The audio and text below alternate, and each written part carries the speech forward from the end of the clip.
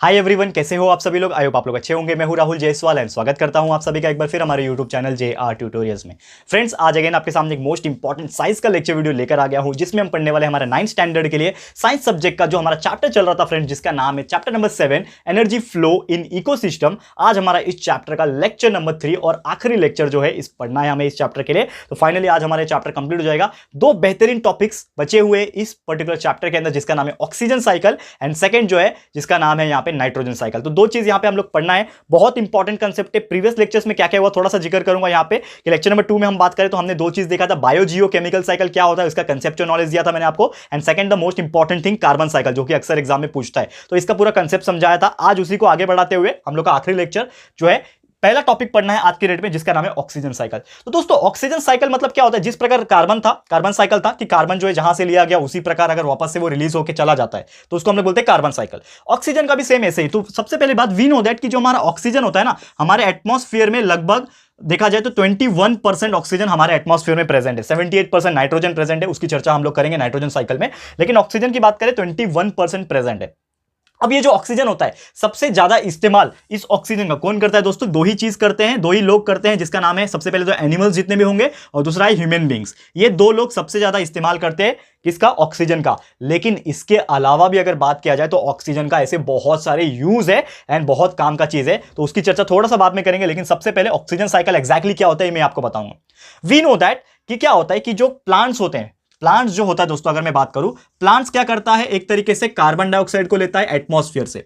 Plants carbon dioxide को atmosphere से लेगा, अपना फूड प्रिपरेशन करेगा, लेकिन ऑक्सीजन को वो क्या करता है? रिलीज करता है। तो कार्बन डाइऑक्साइड को प्लांट ले रहा है हमारा और रिलीज क्या कर रहा है? ऑक्सीजन ले रहा है। अब ऑक्सीजन को कौन लेगा दोस्तों? ऑक्सीजन को इस्तेमाल करते हैं हम लोग जैसे लोग, यानी कि एनिमल्स। हम लोग भी एनिमल्स में आ जाते हैं ना, एनिमल्स हो गए या फिर ह्यूमन बींग्स हो गए। तो एनिमल्स क्या करेगा? ये ऑक्सीजन को अपने अंदर एब्जॉर्ब कर लेगा एंड जैसे ही वो अपने अंदर एनिमल्स क्या करेगा? ऑक्सीजन को एब्जॉर्ब करेगा, वो रिलीज करता है कार्बन डाइऑक्साइड। ठीक है, वो क्या करता है? कार्बन डाइऑक्साइड रिलीज करता है। यानी कि अगर मैं बात बताऊं दोस्तों कि ऑक्सीजन, अभी एक बहुत इंपॉर्टेंट कंसेप्चुअल नॉलेज देने जा रहा हूं कि देखो ऑक्सीजन जो होता है, अभी आप बोलोगे कि दुनिया में सिर्फ 21% ऑक्सीजन प्रेजेंट है हमारे ब्रह्मांड के अंदर, हमारे अर्थ के ऊपर। चलो बात कर लेते हैं, ब्रह्मांड जाने दो, अर्थ के ऊपर ओनली 21% ऑक्सीजन प्रेजेंट है। तो मुझे एक सवाल यहां पे बहुत सारे लोग ने पूछते हैं और आपके मन में भी ये होगा कि 21% ऑक्सीजन खत्म क्यों नहीं होता है? हम लोग तो ऑक्सीजन लिए जा रहे और एनिमल्स भी लिए जा रहे हैं, तो खत्म क्यों नहीं हो रहा है? इतने सालों से हम लोग जी रहे हैं, लाइफ हमारी जी रही है, एनिमल्स जी रही हैं, पीढ़ियां दर पीढ़ियां जीती जा रही है, तो ये 21% ऑक्सीजन खत्म क्यों नहीं हो रहा है?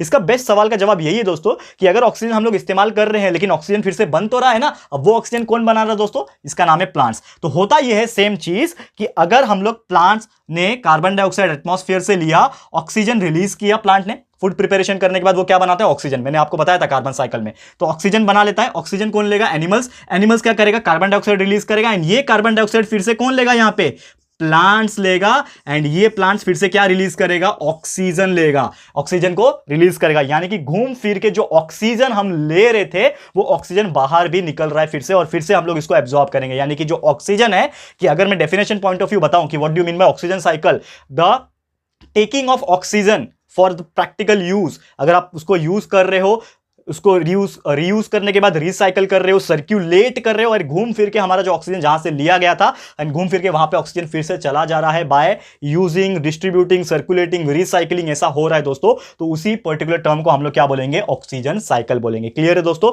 तो पूरी उम्मीद करता हूं कि ऑक्सीजन साइकिल एग्जैक्टली क्या था ये अब आपको समझ में आ गया होगा। सेम चीज था, जैसे कार्बन साइकिल था उसी प्रकार ऑक्सीजन साइकिल है। फर्क सिर्फ इतना है कि यहां पे कार्बन डाइऑक्साइड प्लांट लेगा, ऑक्सीजन रिलीज करेगा, एनिमल्स ऑक्सीजन को लेगा, एनिमल कार्बन डाइऑक्साइड रिलीज करेगा, कार्बन डाइऑक्साइड फिर से प्लांट ले लेगा, अब प्लांट ऑक्सीजन को रिलीज कर देगा। तो ये घूम फिर के ऑक्सीजन जो है वो चल रहा है। बहुत ही डीप प्रोसेस है। Science is all about imagination and बहुत सारी चीजें दोस्तों। मजा आता है साइंस पढ़ाने में एंड पढ़ने में। उम्मीद करता हूं कि आप लोगों को भी उतना ही मजा आता होगा ये सब चीज पढ़ने में। अब मुद्दे की बात यहां पे और दो तीन चीज बताओ। तो ऑक्सीजन साइकिल क्या था ये तो आपको समझ गया, लेकिन जैसे मैंने बोला कि ऑक्सीजन इसके अलावा भी बहुत सारे तरीके से यूज होता है। ये तो हमारे डेली प्रोसेस के लिए, लाइफ के लिए यूज होता है, लेकिन ऑक्सीजन का सबसे इंपॉर्टेंट जो रोल है वो दो तीन चीजों के लिए और है। तो अगर हम बात बताओ ऑक्सीजन का यहां पे बात बताओ तो ऑक्सीजन जो होता है सबसे ज्यादा क्या होता है, हाईली रिएक्टिव होता है। ऑक्सीजन की अगर मैं बात करूं, ये क्या होते हैं, हाईली रिएक्टिव होते हैं, यानी कि ऑक्सीजन के साथ अगर कोई भी मेटल होता है तो वो फटाफट रिएक्शन कर लेता है। बेस्ट एग्जांपल बताओ, आयरन। तो आयरन क्या होता है, जब भी ऑक्सीजन के साथ रिएक्ट करता है तो वो बना लेता है Fe2O3, यानी कि फेरस ऑक्साइड, जिसको आयरन ऑक्साइड भी बोलते हैं। तो क्या होता है, आयरन ऑक्साइड जंग लग जाता है ना आपके लोखंड के अंदर, कोई भी लोखंड का सामान आपके घर पे होगा तो देखो जंग लग जाता है, रस्ट लग जाता है, जंग बोलते हैं इसको, रस्टिंग, करोजन। तो वो चीज क्या होता है, क्योंकि कोई भी चीज अगर खुला है, यानी कि एलिमेंट्स कोई भी है, मेटल कोई भी है, वो खुला है, उसके साथ ऑक्सीजन हमारे एटमॉस्फेयर में प्रेजेंट है, वो रिएक्ट कर लेगा तो क्या बना लेगा, आयरन ऑक्साइड बना लेगा। तो वो एक तरीके से बहुत ही ज्यादा रिएक्टिव होता है, ये हम लोग बताने की कोशिश कर रहे हैं। सेकंड इंपॉर्टेंट चीज, चलो ये तो रिएक्टिव था, ये मैंने बता दिया। सेकंड इंपॉर्टेंट चीज ये है कि जो ऑक्सीजन होता है ये बहुत सारे काम में यूज होता है, जैसे कि ऑक्सीजन हेल्प्स करता है कंबशन के लिए, यानी कि जलने में हेल्प करता है। अगर मुझे एक बात बताओ, आपने ये बचपन में एक्सपेरिमेंट किया होगा, एक मोमबत्ती ले लो, उसको जला लो और उसके ऊपर एक कांच का ग्लास ढक दो, थोड़ी देर के बाद क्या होगा कि वो जो आग जल रही होगी, जो फ्लेम होगा वो बुझ जाएगा। क्यों बुझ जाएगा, क्योंकि उसको ऑक्सीजन का सप्लाई नहीं मिला। यानी कि अगर ऑक्सीजन है हमारे आसपास तो ही आग लग सकती है, नहीं तो नहीं लगेगी, ये याद रखना। यानी कि आग बुझाने का सबसे बेस्ट तरीका ये भी होता है कि अगर आसपास ऑक्सीजन है उसको हटा दो, तो ऑक्सीजन की कमी की वजह से आग अपने आप बुझ जाएगा। तो याद रखना, दो चीज बताऊंगा। हाइड्रोजन जो होता है, इसकी चर्चा नहीं करूंगा लेकिन ये एक्स्ट्रा नॉलेज दे रहा हूं। हाइड्रोजन जो होता है वो जलने में क्या करता है, जलाता है, यानी कि हाइड्रोजन गैस है तो उसमें आग लगा दो तो जल जाएगा।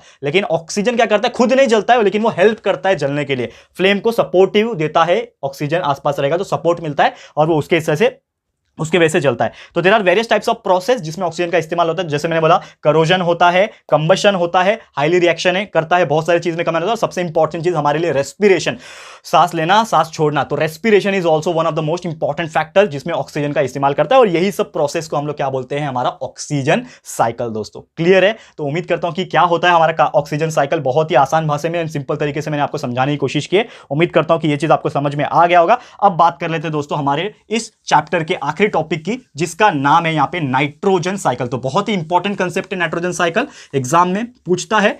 ये तीनों जो मैंने बताया, एक कार्बन आपने पढ़ा प्रीवियस लेक्चर में, सेकंड हमने पढ़ा ऑक्सीजन, एंड तीसरा जो है हमारा टाइप का साइकिल जिसको हम लोग बोलते हैं नाइट्रोजन साइकिल, इसकी भी चर्चा कर लेते हैं एंड फिर हमारा ये चैप्टर जो है टोटली कंप्लीट हो जाएगा। तो क्या नाम है, नाइट्रोजन साइकिल, डाल दिया हेडिंग। अब देखो नाइट्रोजन साइकिल क्या होता है। सबसे पहले आपको पता है कि नाइट्रोजन जो होता है हमारे एटमॉस्फेयर में वो होता है लगभग 78%।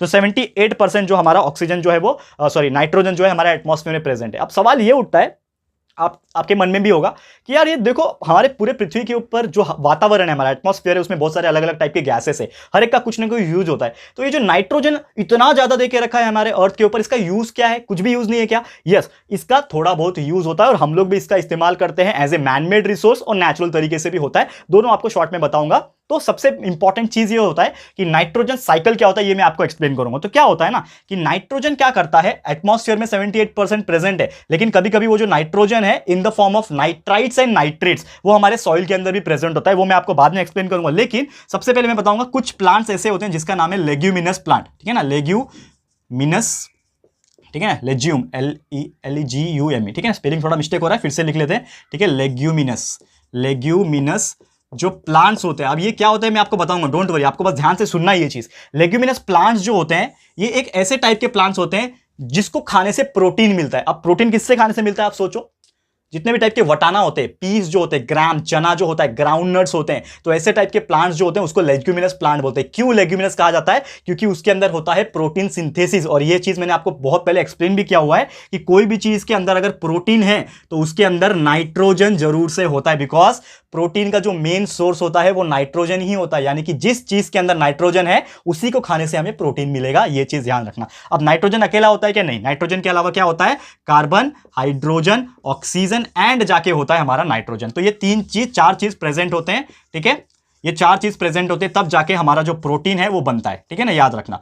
तो ऐसे प्लांट्स के अंदर नॉर्मल कंडीशन में बात किया जाए तो नॉर्मल केस में हर प्लांट्स के अंदर कार्बन, हाइड्रोजन, ऑक्सीजन होता ही होता है, क्योंकि ये मेन सोर्स है कोई भी न्यूट्रिएंट्स का, कोई भी तरीके से न्यूट्रिएंट, जैसे प्लांट में हो, एनिमल में हो, तीन चीज हमेशा होता है, कार्बन, हाइड्रोजन और ऑक्सीजन, ये तीन चीज नेचुरली प्रेजेंट होता है। लेकिन जो प्लांट्स के अंदर नाइट्रोजन अलग से प्रेजेंट होता है तो उस प्लांट के अंदर प्रोटीन बनता है। तो सवाल ये उठता है दोस्तों कि ये नाइट्रोजन अलग से कैसे आएगा प्लांट के अंदर?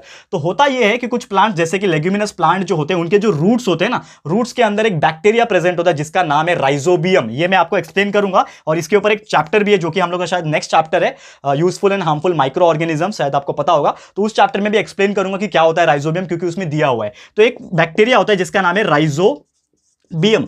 अब ये राइजोबियम क्या करता है, रूट्स में प्रेजेंट होता है, किसके, लेग्यूमिनस प्लांट्स के, किस में प्रेजेंट होता है, रूट्स में प्रेजेंट होता है। अब वो लेग्यूमिनस प्लांट्स के रूट्स में प्रेजेंट होता है तो क्या करेगा, उसका काम है नाइट्रोजन को लेना। अब नाइट्रोजन कहां से लेगा, वो एटमॉस्फेयर से खींचेगा nitrogen in the form of किसके, दो फॉर्म में खींचेगा, जिसका नाम है नाइट्राइट्स एंड नाइट्रेट्स। यानी कि डायरेक्ट नाइट्रोजन गैस का इस्तेमाल नहीं होता है, वो कन्वर्ट कर लेता है सबसे पहले नाइट्रोजन गैस अपने को नाइट्राइट्स और नाइट्रेट में, यानी कि दो कंपाउंड में, इनस्टेबल कंपाउंड होते हैं, इसको सॉइल में डाल देगा, सॉइल से रूट्स के थ्रू एब्जॉर्ब करेगा नाइट्रोजन, कार्बन हाइड्रोजन ऑक्सीजन तो पहले से ही रहेगा, अब इसके साथ में नाइट्रोजन भी अगर जुड़ गया तो ये क्या बना लेगा, प्रोटीन। एंड ये प्रोटीन बना जब लेगा, सुन रहे हो ध्यान से, प्रोटीन जब बना लेगा यानी कि वो प्लांट्स के पास प्रोटीन आ गया, वो प्लांट्स को जो भी एनिमल खाएगा उसके पास भी प्रोटीन आ गया, वो छोटे एनिमल को, हर्बिवरस एनिमल को अगर कार्निवरस एनिमल खाएगा यानी कि उसके पास भी प्रोटीन आ गया, वो ऑटोमेटिकली डेथ होगा। तो उसमें से जब गैस रिलीज होगा तो कार्बन डाइऑक्साइड तो निकलेगा, लेकिन साथ में क्या निकलेगा, नाइट्रोजन गैस भी निकलेगा। एंड वो नाइट्रोजन गैस फिर से कहां चले जाएगा, एटमॉस्फेयर में चला जाएगा, फिर से वो एटमॉस्फेयर से गैस में कन्वर्ट होकर नाइट्रेट्स और नाइट्राइट्स के फॉर्म में सॉइल में आ जाएगा। सॉइल से कौन एब्जॉर्ब करेगा, ये जो राइजोबियम नाम का बैक्टीरिया है, अगर वो प्रेजेंट है उसमें तो एब्जॉर्ब करेगा, फिर से प्लांट्स के पास चला जाएगा, प्लांट्स उसको एब्जॉर्ब करके प्रोटीन बना लेगा, उसको हर्बिवरस एनिमल खाएगा, फिर कार्निवरस एनिमल खाएगा, और ये साइकिल कंटिन्यूअसली चलता रहेगा। और नाइट्रोजन जहां से आ रहा था वो वहीं पे जाता रहेगा, और ये जो साइकिल था हमारा नाइट्रोजन का, ये चलता रहेगा, और इसी को हम लोग बोलते हैं दोस्तों नाइट्रोजन साइकिल। दोस्तों क्लियर है दोस्तों, तो पूरी उम्मीद करता हूं कि ये जो टॉपिक है नाइट्रोजन साइकिल बहुत ही आम भाषा में, बहुत ही सिंपल तरीके से कंसेप्चुअल नॉलेज के तौर पे मैंने आपको पढ़ाने की कोशिश की है, बहुत ही डिटेल में अच्छे से मैंने समझाने की कोशिश की है। पूरी उम्मीद करता हूं कि ये चीज आपको बहुत ही अच्छे से समझ में आ गया होगा कि क्या होता है नाइट्रोजन साइकिल। अब ये नाइट्रोजन साइकिल में भी 2 से 3 चीज और बचे हुए हैं, इसको भी मैं आपको बता देता हूं, एंड फिर ये चैप्टर हमारा टोटली कंप्लीट हो जाएगा। तो इंपॉर्टेंट प्रोसेस क्या होता है, ये जो नाइट्रोजन साइकिल चल रहा है इसमें कौन कौन से ऐसे इंपॉर्टेंट प्रोसेस है वो मैं आपको बताऊं। जैसे मैंने आपको बोला कि नाइट्रोजन नाइट्राइट्स और नाइट्रेट्स में कन्वर्ट होता है, तो उसमें क्या प्रोसेसेस आते हैं। तो सबसे पहला जो प्रोसेस है अगर मैं बात करूं, सबसे पहला जो हमारा इंपॉर्टेंट प्रोसेस है जिसको हम लोग बोलते हैं नाइट्रोजन फिक्सेशन। अब नाइट्रोजन फिक्सेशन का मतलब क्या होता है, मैं आपको ये चीज बता रहा हूं। तो what do you mean by nitrogen fixation.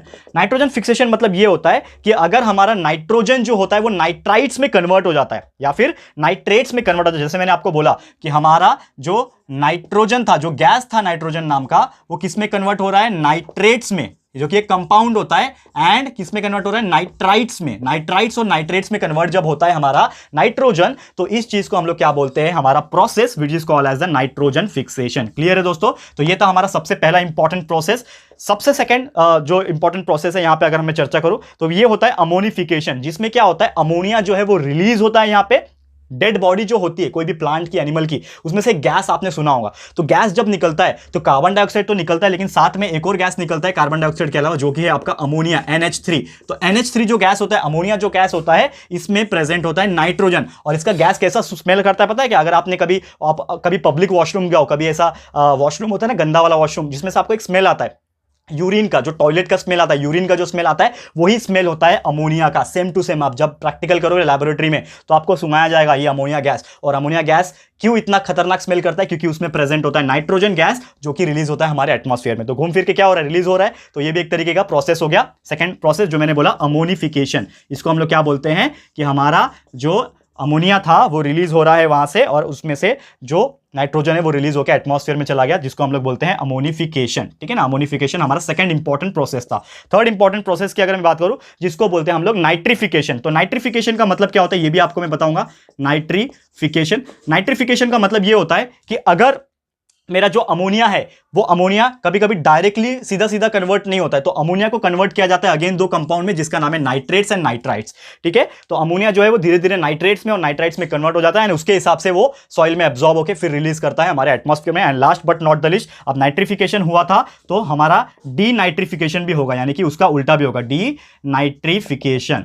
ठीक है, ये भी होगा नाइट्रिफिकेशन का उल्टा, डी नाइट्रिफिकेशन। तो इसमें क्या होता है कि जो भी आपका नाइट्रोजन कंपाउंड था वो हमारे गैसेस नाइट्रोजन में कन्वर्ट हो जाएगा, यानी कि जो आपका नाइट्रेट्स और नाइट्राइट्स जो था अब उसका उल्टा होगा। तो नाइट्रेट्स और नाइट्रेट्स कंपाउंड था, लेकिन वो अब कन्वर्ट हो जाएंगे हमारे नाइट्रोजन गैस में, जो हमारे एटमॉस्फेयर में चले जाएगा। क्लियर है दोस्तों, तो इस प्रकार हमारा जो नाइट्रोजन है जहां से लिया गया था वहां पे वो वापस पहुंच रहा है, और ये कंटिन्यूस एक साइकिल बना लेता है, and that is the overall process, important process in case of nitrogen cycle, and this is all about the concept of nitrogen cycle. दोस्तों उम्मीद करता हूं कि हमारा जो नाइट्रोजन साइकिल का जो टॉपिक था ये भी आपको बहुत ही अच्छे से क्रिस्टल क्लियर हो गया होगा। तो आज के लिए इतना ही।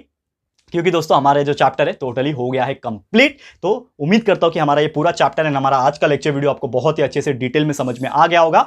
तो फटाफट से कमेंट करके बताइए कैसा लगा हमारा आज का लेक्चर वीडियो एंड ये पूरा चैप्टर। प्लीज अपनी राय और सजेशन जरूर से दीजिएगा दोस्तों। फाइनली कंप्लीट कर दिया। आगे आने वाले लेक्चर्स में आप लोग के लिए ऐसे ही लेक्चर्स वीडियो लेकर आते रहेंगे। तो अगला हम स्टार्ट करेंगे आप लोग के लिए एक नया चैप्टर, 8th चैप्टर जो है, जो भी चैप्टर रहेगा हम लोग स्टार्ट करेंगे। तो बस बने रहिए हमारे साथ। एंड आपको अगर ये वीडियो एंड चैप्टर पसंद आए दोस्तों तो प्लीज वीडियो को लाइक कीजिएगा, शेयर कीजिएगा अपने सारे फ्रेंड्स लोग को, फटाफट से शेयर करो एंड बताओ कि लेक्चर्स कंटिन्यूअसली बन रहे, फटाफट से आके देखो दोस्तों, कंसेप्चुअल नॉलेज लो एंड बहुत सारी इंपॉर्टेंट चीज सीखो दोस्तों। फटाफट से शेयर करो। एंड अगर आपने अभी तक इस चैनल को सब्सक्राइब नहीं किया है तो फटाफट से हमारे चैनल को सब्सक्राइब कर देना, साथ में बेल आइकन को प्रेस कर देना, ताकि जब भी हम लोग वीडियो लेकर आएंगे आप लोग को नोटिफिकेशन मिलती रहेगी। ठीक है फ्रेंड्स, तो मिलते हैं हमारे अगले वीडियो में। ये वीडियो देखने के लिए thank you and good bye.